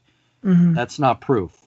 I'm sorry. But is there any proof? It's easy, I guess, to historical information, for the most part, if you really dig as a good researcher, you'll find it. I love to research. I will dig and reference and cross-reference several times over just to see what keeps coming up, Right. And I mean, when you're looking at, well, what do you deem as proof when it's in a field of that it is an unexplainable thing? You can get EVPs. I like voice recordings because it's just a little bit hard to debunk unless you get them, unless somebody really knows what they're doing and can really mess around with them once they hit the computer. I like photographs either on a Polaroid or film camera, and even my EVPs I like on old cassette tapes that just can't fudge them unless they go digital. Yeah, I'm old-fashioned like that. The biggest problem is we can't use the paranormal to prove the paranormal. Sadly. And if you're truly trying to be a paranormal investigator and use a scientific style of investigating, you really have to go with the facts. And I know we could, throw, theories out there to till, the day is done. But in all honesty, you have to go with the facts. And as I've said earlier, you really have to go with what you know and not with what you think you know. And so it's really one of those things that I think that makes me a unique investigator because, for me, I'm just going to be open and honest with you guys. I've been to some of the most scariest places around the world. And I could tell you some amazing ghost stories and make up, some amazing experiences just to get my name out there, but I'm not going to do it. I've worked too hard to build my credibility in this field, and it can be ruined, with just all one bad story or one bad claim. And I agree because I've done the same thing, and unfortunately, media will throw a hand in there. Media is not always your best friend. No, most definitely not, But I mean, I'm much like yourself. I'm a world traveler. I've been to some amazing locations, and I've spoken about some of my personal experiences, to which, there were team members or just other people, there also. And some of them do really seem surreal. You're like, come on, but when you see it, it's just like, wow, it's funny too because it's wild. It's wild. It's funny because I've done easily over 500 investigations in my lifetime. Right. And people always ask me, well, so what are all your scariest, stories, experiences? And in all honesty, I could probably count 5 on my hand. Same. Out of all those investigations, maybe it's all being at the wrong place at the wrong time, but in all honesty, I don't have that many, terrifying experiences that I can talk about. But what do you deem terrifying? Like I don't personally terrify easily. I don't ever get scared, except there's one time when I was very. I'm getting to that, David. I'm getting to that, David. Except for that time, David. There was that one time. He's in that box above your head. There was that one time I was really uncomfortable. And I had never experienced that in my life, and David was witness to that. Aren't you lucky? He can also validate that is out of character for me. Right. So. Right. Just what you need to have a witness for, right? Worst freaking time. And who is it? You know too much, David. I got to kill you now. Exactly. And it had to be David who's going to go, yeah, I'm never letting you live this one down. Oh, I love it. Yeah, that's the kind of friend you want, the one that never lets you forget. So, but again, the collective lore of these places is often so much more fascinating than the fabricated nonsense that people want to come up with. And, sort of coming full circle, what we were talking about at the beginning of the show is that's kind of the point of these books, is to get the ghost stories out there and to get the information, as many of the facts as we can gather out there. And if we come up with something that is contradictory to what some other investigators have, I'm more than happy to look at their evidence and see what they have to support, what they're saying. Because I'll readily admit I'm more than willing to look at new information. You dug something else up. That's great. I want to see it. But please don't come tell me that, your psychic aunt told you this is the reality or whatever. That's great. And that may be 100% valid. But without something else to support that, we really can't put that out and say, oh, this is what happened. Because there are too many occasions where there's so many people who claim psychic ability. And I'm feeling a little personally attacked. Go get him, Bubbles. There's constant cases where we delve into these things. I sound so tough when you call me Bubbles. and there's something that's said by this psychic, and a lot of times you can't even find the original psychic who said it. So where's the rest of that story? What was this person picking up on? And don't get us wrong. We're not trying to discredit all psychics or anything. Not at all. We believe there are people that are very gifted. Absolutely. I've experienced a lot of very gifted people in that field. It's just the problem that there's far too many charlatans posing as psychics and sensitives and mediums and all that. And those are the ones. I was just kidding, Ross. I know. But I'm just personally, it would lower my credibility of myself. I'm just addressing your listeners as well. We're not, trying to discredit any of those people, because there are some very gifted people out there, and we support them wholeheartedly. It's just, unfortunately, in our research, we've come across too many people that claim to be psychic, or and they may even have been psychic, and all psychics will admit this. They're not always on, and they're not always right either. No. So, absolutely not. So you can't always take that information as proof to the paranormal. It's just another piece that we try to fit into the puzzle. Well, a psychic said this. Does it fit within this puzzle? There's got to be cross-referencing. Something else. There has to be. And I think everybody has a degree of psychic ability. And certainly when you've been in this field for a long time, a lot of people will develop that, not necessarily consciously. It'll just happen. And it's sort of the effect that police officers have, with the blue sense, where it just sort of happens naturally and organically from doing so many investigations. But if you solely rely on that, and that's your only point of reference and evidence, then it's a personal experience for you, and it's your personal belief and information. But you can't expect everyone to adhere to that and say, you saw a vision of that, that's the way it is. So bring something else to the table and say, this is my impression, and here's what I believe supports that. And then we're on to something. And like Ross said, we've worked with some very valid psychics, and I've had plenty of times where I've had my own intuition about things, but you have to you have to broaden that spectrum somewhat. I don't proclaim myself a scientific investigator. I think that our field is so experimental and so outside the realm of science that it really doesn't qualify as that. I take a very much a journalistic approach, I guess, is what I would say. And, I delve into things. I dig up the information. I investigate. And, I collate all of this and present, hey, this is what I found. And I never tell anybody this is absolutely what it is. I say, this is what I found. Yeah. Have at it and see what you get.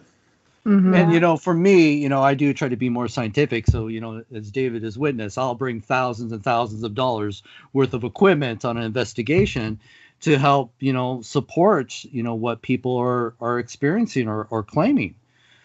So for me, I like, the readings, I like it when I work with a psychic and a psychic says there's something here and you can get a reading to validate there is something odd happening here. I like that too. I like seeing and communicating with the spirit and you being able to scientifically say, yeah, look, the readings. Right. Yeah. Absolutely. The one thing, validation is incredible. And the one thing that we have to understand with ghost hunting, it is trial and error.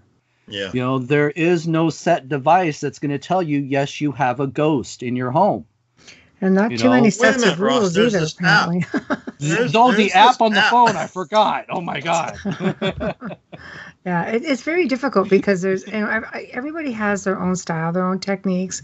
I think, people, kudos to them because there's a lot of people out there trying to develop new equipment or things just to test, to try, and I think if people didn't try, we wouldn't be any further ahead. I mean, look at Tesla, like he would come up with things and I mean, now we're all going, God, we should have just listened to Tesla, but I think if people keep moving forward and sharing information just to try to keep us going forward in the field, I think that's fantastic. And I commend everyone who keeps trying to do that. Like you guys, it's the same idea. You're giving the type of research that people may not all want to hear or read, because it's just like, well, we found something different, or because their way of investigating may have led them to maybe going just with what they're told.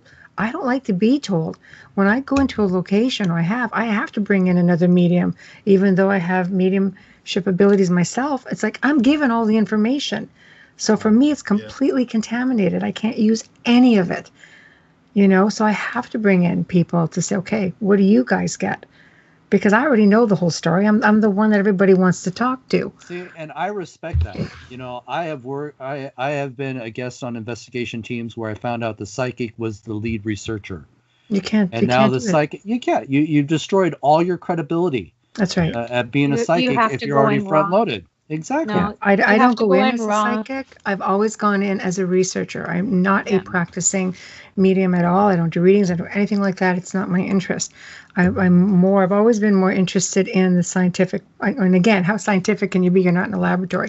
But I've always been interested in what the equipment does. I like to be in the field. I like to get my own experiences.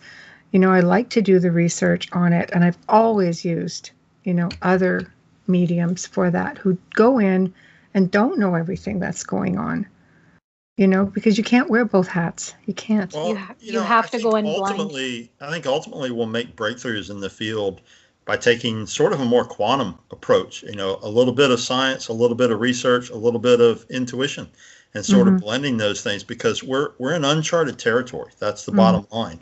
And,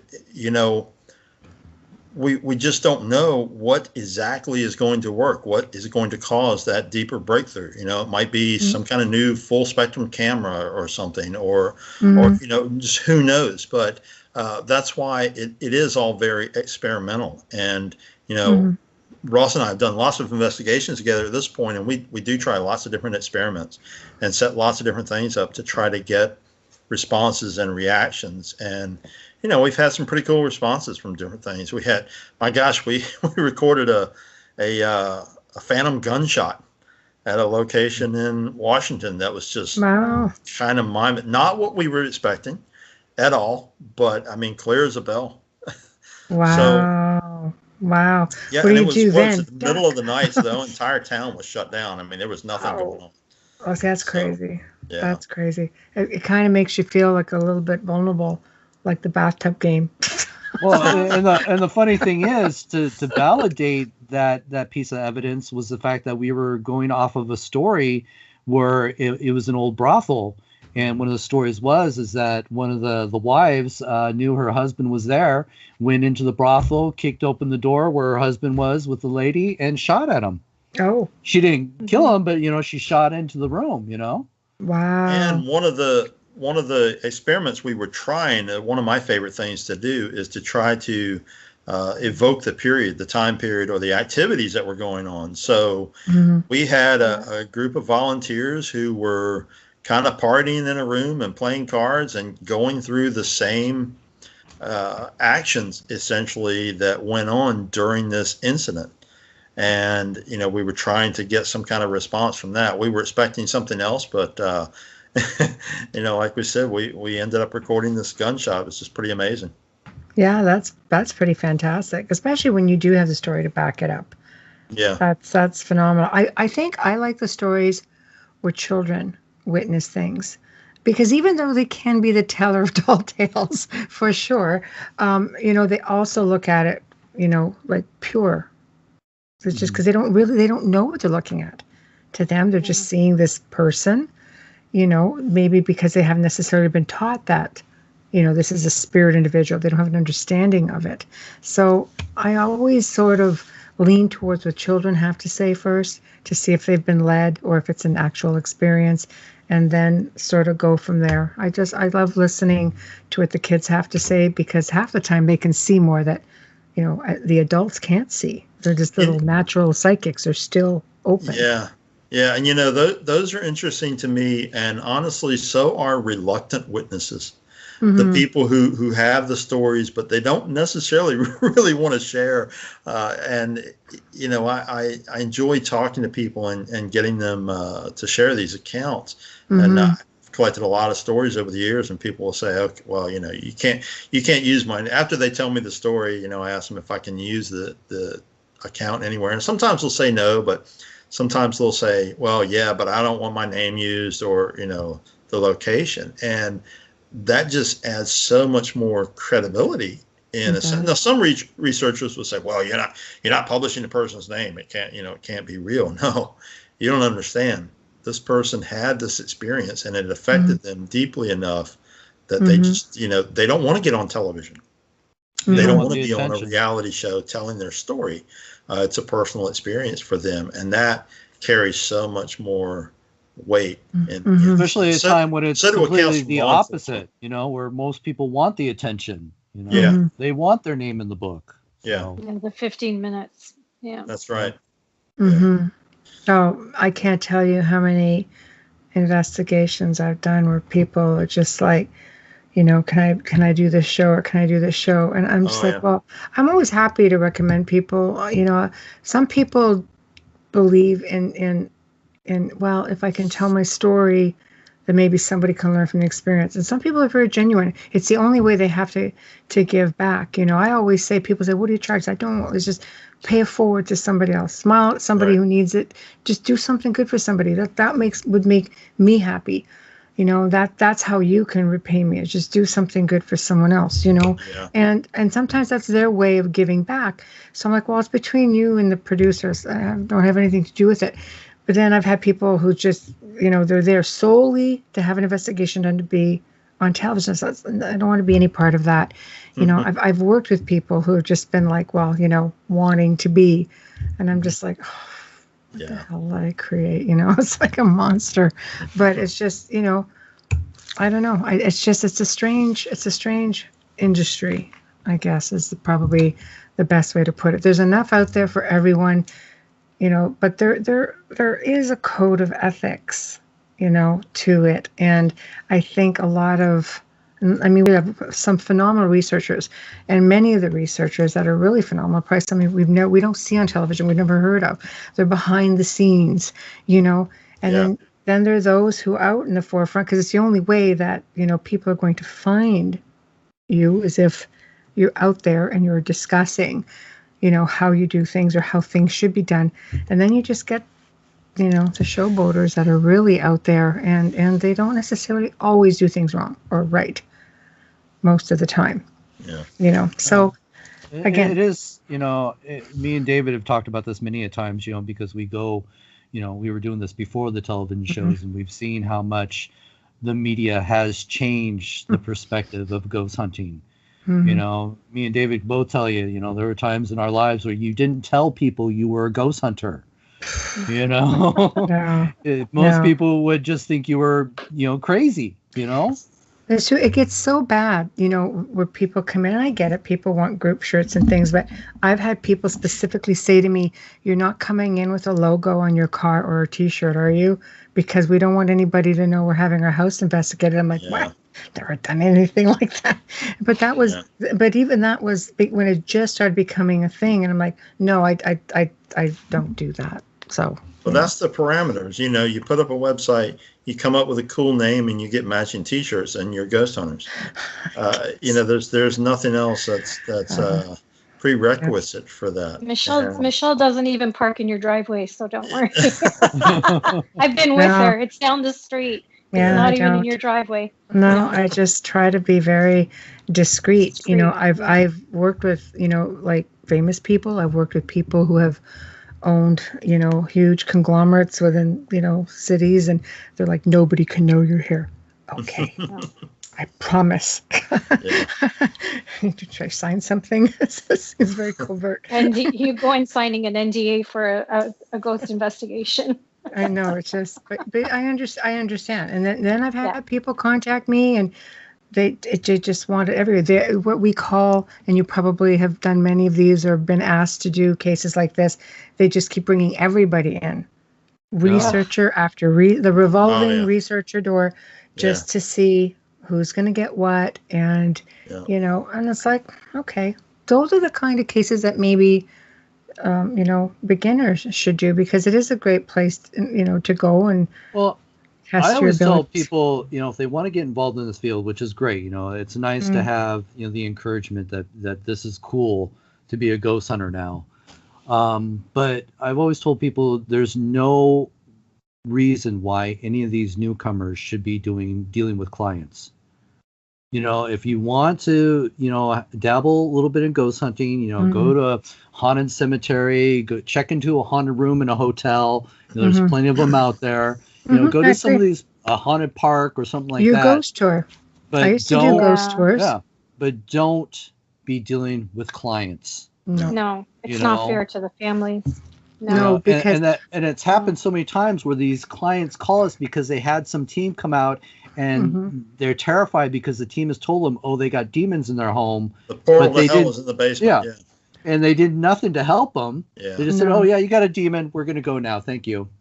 Yeah. And it's just like, okay, well, what do I do now that we've had to talk? They're not trained. Like, I took counseling just so I could learn how to read body language and how to properly communicate with people. You get people who go in there making, like I say, invitations, show yourself, blah, blah, blah, intimidating, the whole intimidation factor. Then they leave, and the family's left there alone to pick up the pieces, and that's not right. Right. And I'm in a situation there is no training. That's part of the problem. There is no training. No, but there's not going to be any training. No. And television isn't training. Future. And that's the big problem, is that people take their training from television, and their credentials a lot of times are they've seen every episode of Ghost Hunters, so they must know what they're doing. But there are ways that you can get training to deal with people and situations. You can train as a journalist, you can train as law enforcement. There's a whole litany of things that you can train that you can learn that will train you to prepare for these kind of situations. But unfortunately, it just doesn't happen in this field. And like I said, it's not going to happen for the foreseeable future. There's a few people out there claiming to teach, to certify you in ghost hunting, which there's no certification. Or demonology. Wow. 3 classes, you can be a demonologist. Oh yeah. I can't even accept the title, the name. I've had people say, oh, you're a demonologist. I'm like, no. I'm a student of the field. I'm a student in all of this. I keep learning something every single day. Like I learned something every time we have a guest come on. I learned something new. You know, you guys, I listened to your stories. I learned about the freaking bath game and Charlie, what the hell? You know, I didn't even know those things existed. I'm like, what? A bath game? So, no, but seriously, it's, you know, when we bring people on, it's people who are often at the top of their field or have left their mark somehow, or people who can, you know, we try to bear in mind everyone who comes on is going to educate our listeners. We have millions of people who listen to us at night. It's like, you know, I want our listeners to feel like they've got something out of the show, not just an everyday, you know, there's got to be something to it. And in hopes that somebody listens, you know, that's what I'm hoping for, is that people can say, you know what, I walked away from listening to the show with, I learned something, and thank you for that. Right. You know, my biggest focus has always been education, because as we've discussed, you know, it's all a learning experience for us all. Mm-hmm. You know, each haunted location is just as different as the next. Mm-hmm. You know, so each location is a whole new learning experience. But the fact of the matter is, you know, we've got the charlatans, the people that are looking to be the next lead team on the next television series, and that doesn't help matters. No, it doesn't. We need to get back to building credibility in this field. Mm-hmm. You know, and the media has done a lot to hurt the credibility in the field, because they choose teams or investigators for their shows not based off of their experience. You know, a lot of times these people are just answering a cast, you know, list that they saw published and said, hey, you know, casting call, you know, just saying, hey, you know, I'm just looking for somebody who's into the ghost hunting and stuff, and they may have no experience whatsoever. Like David said, they've probably watched, you know, a couple seasons of Ghost Hunters, and now, hey, I'm an expert in this field. I could definitely be on your show. And to be honest, if people understand how they cast people, it's more about the character of the person rather than their actual experience. Mm-hmm.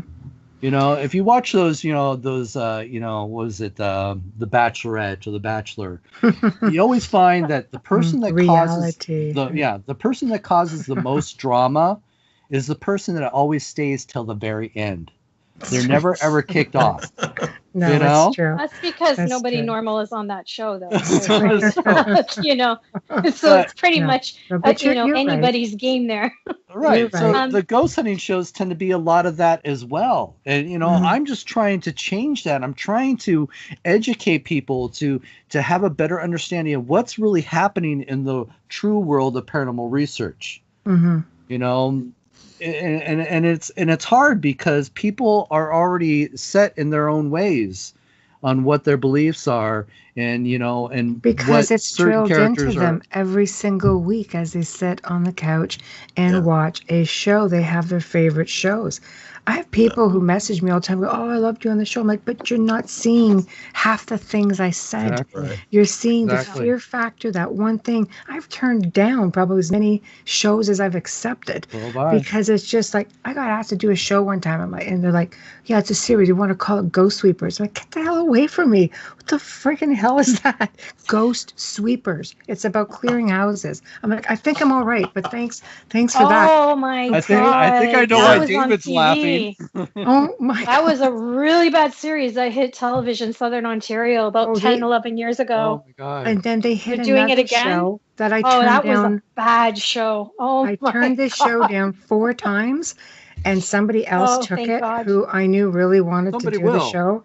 And you know what? It got voted the worst show on Netflix when it came to Netflix. I'm like, yeah, score one for me. I said no 4 times, but it's just they don't care. I think you have to get to the point of standards, and there's some really great shows out there right now, and kudos. I have my favorites also, but then there's just some like, I don't ever want to film again. No, I've been cut from shows because I wouldn't give the director what he wanted. You know, they're interviewing me and he says, can you make the story scarier? I'm like, no. Can you tell us that you'll never come here again? I'm like, no, you know, I come to this place almost daily. Why am I going to go on national television and say, oh, I'm too scared, I'll never come here again? Can you tell us you were afraid in this situation? No. Because I wasn't. No. Well, can you say this happened? No, that didn't happen. My favorite is the taglines that they want you to read at the end, and then they just put them anywhere in the previews. And I remember, I won't forget, I heard you in my head because I spoke to you before. And I heard you say, don't say anything that makes you feel uncomfortable. And there was a few times, as wonderful as they were, there was a few times where I had to say, that's not something I would say.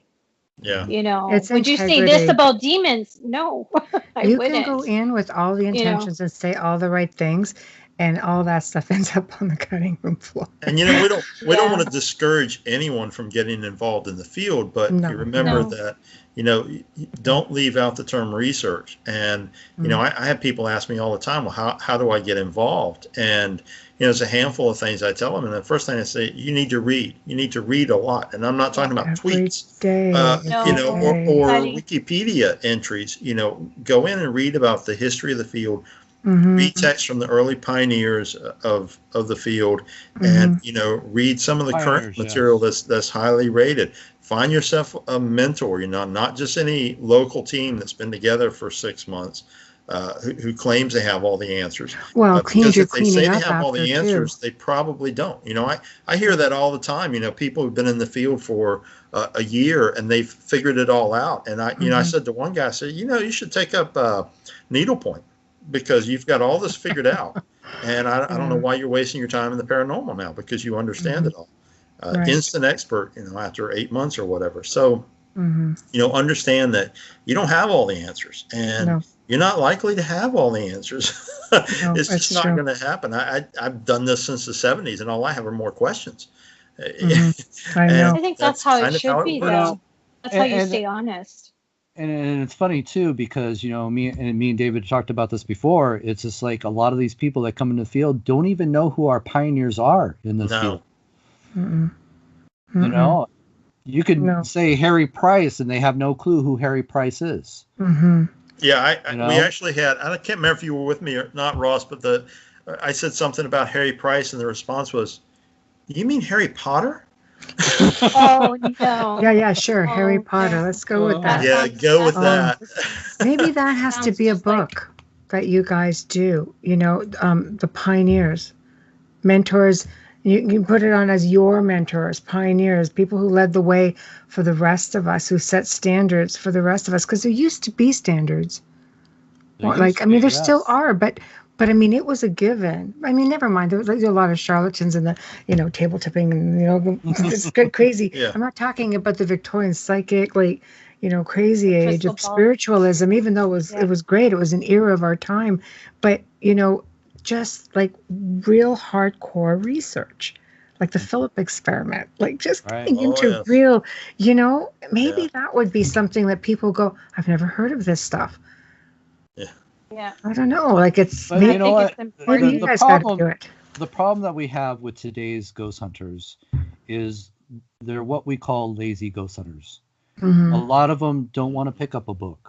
A lot of them want to get their information from a YouTube channel, or from watching the episodes, or using devices that simplify ghost hunting because they're suggestive, like apps on their phones, or other devices that have been altered to make it entertaining for ghost hunters. That is what we're facing today. You don't have a lot of people that want to do the real research. It's too much work.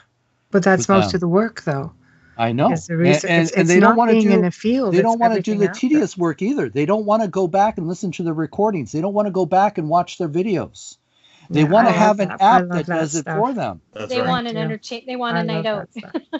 Yeah. The funny thing is, you referenced the age of spiritualism, which I'm very fascinated with that period, with the Victorian period, and there's just so much rich and amazing history there. What's interesting is that in some ways we're kind of in a repeat of that cycle, because during the Victorian era you had some mediums that showed up, and suddenly there were just hundreds of them. They were everywhere.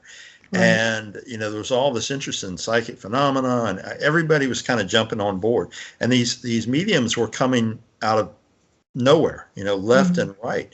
And the thing is that there were a few genuinely interesting mediums during that time who were tapped into something otherworldly, but they were quickly kind of lost in the mass of others who jumped into the field and said, "Oh, I'm a medium too." No, and now we have the same thing. We have, there are some incredibly knowledgeable people in our field.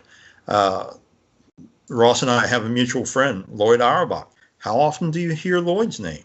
The guy's done so much work. He's an incredible thinker about in terms of the parapsychology of this field, but you just don't hear about him because you've got all these fly by night. Look at this team, the Ghost Sweepers. I mean, they're look what they're doing. They might get a show. Thankfully, I wasn't on that one. Yeah. None such Ghost Sweeper. So. The point is, you've got just hundreds of them now coming from everywhere, and here's they're feeding the need, the demand. They just can't get enough shows. Some of them, to me, I'm just like, who the heck thought this one up? The audience has to remember it's entertainment. It's not honestly research anymore. Not like it was when it first started. No, look, that's why I'm not there. Look at the one time Amelia had messaged a radio show, and she said, this individual is very questionable, makes up a lot of stuff. And she was given the response of, it's entertainment. And I'm thinking, I don't want to do a show for freaking entertainment. Well, because if it's going to be entertaining, I want it to be educational too. It was frustrating. That was frustrating beyond belief because this person claimed where I worked with missing children for years, and I still do. I work a lot with law enforcement agencies, and part of that is confidentiality and your integrity, which he has neither. And he was exploiting families, and families are setting up websites against him saying he had nothing to do with my daughter's disappearance. He had nothing to do, not disappearance, sorry, of course not. That's another show you went after. I was talking about a different. Oh, see?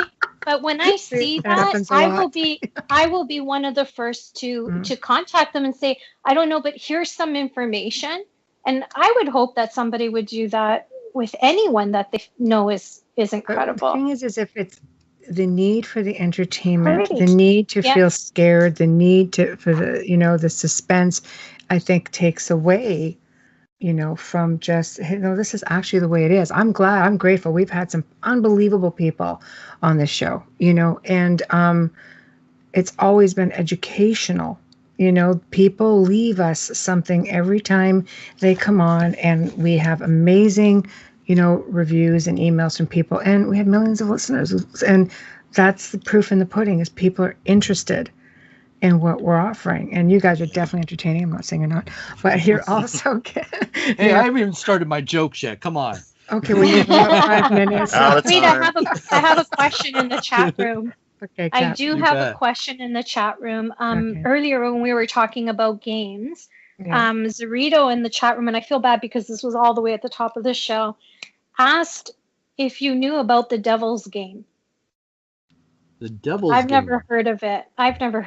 I don't know if either of you. I've heard of quite a few different types of games that they might label the Devil's Game. Yeah. That's the thing is a lot of these stories get passed down, and get altered in different ways and get new titles to a game. But I can't identify a certain one that's just called the Devil's Game.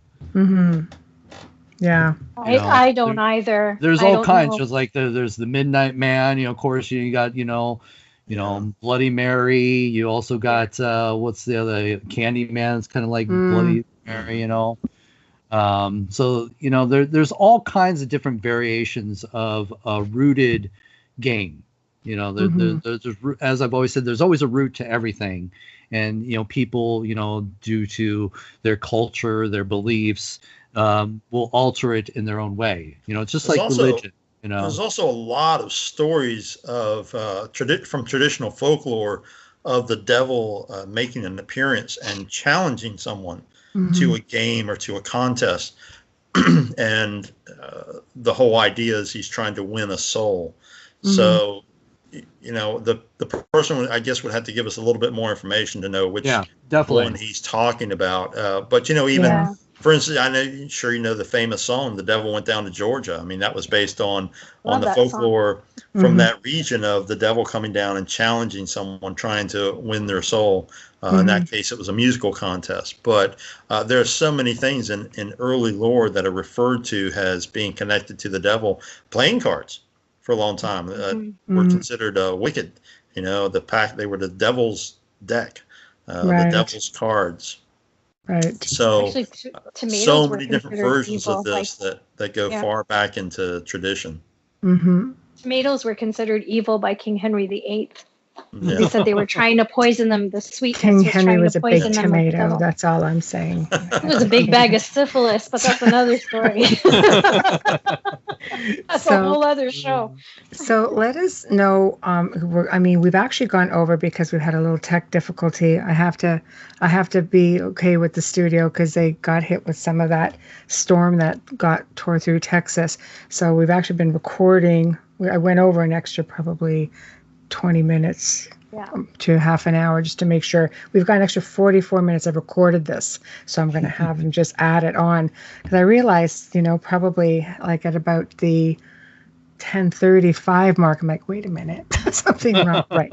So we're going to record this. So this is actually the studio recording, so he can just do it part 1, part 2, splice it, whatever he's got to do. So we're still going to get all of this out.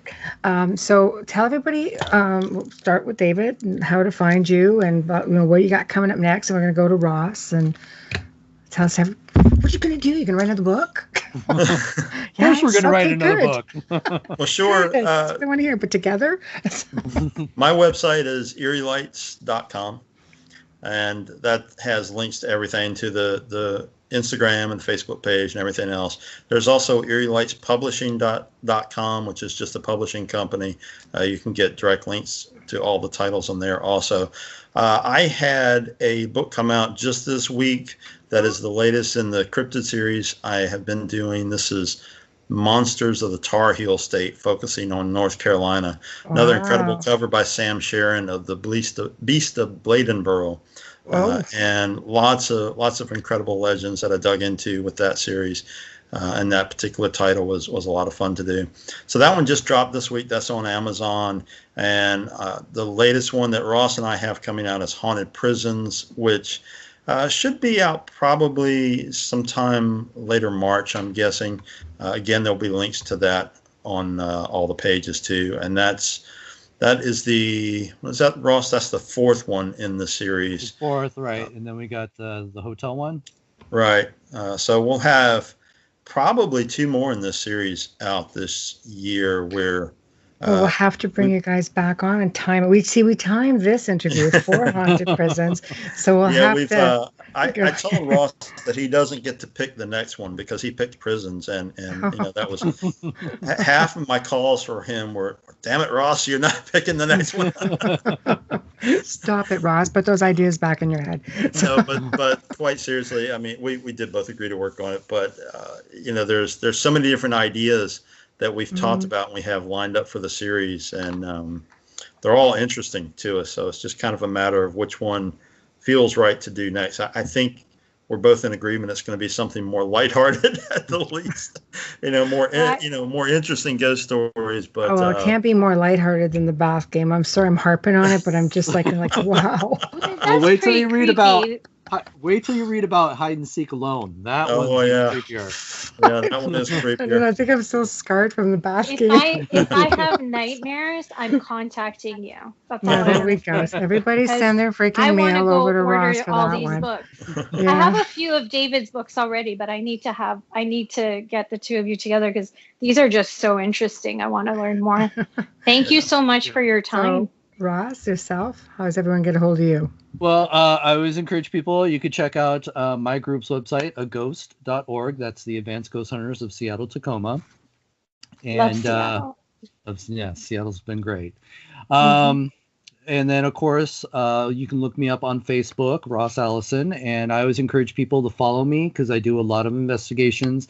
I do a lot of live feeds from Facebook, so you can follow me on an investigation. And also, if you're ever in the Seattle area after COVID, definitely look up Spooked in Seattle. We do a lot of the ghost tours in the area. So definitely check those out. I wish I knew about that when I was there. I was there in 2018, and I love Seattle, and the moon really is that big. That's all I'm going to say. It really is that big. It's one of the most beautiful cities and best coffee in the U.S., just saying.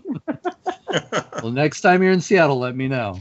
Absolutely. Absolutely. It's beautiful. Well, thank you guys for coming on. We will do it again. Please let us know roughly when you start getting into those other 2 books, and maybe we can time it to get them both out. Put you maybe in for, spooky like Halloween time or something along those lines. Sure. That will be a lot of fun. Thank you for joining us, and we'll do it again. So now I have to sign us off because I'm sure I'm going to get when I'm done this. So yeah, that's okay. It's always a pleasure talking to you guys. Thank you. Thank you so much for being here. Stay safe and well, guys. Yeah, thank you guys. Thank you. Good night.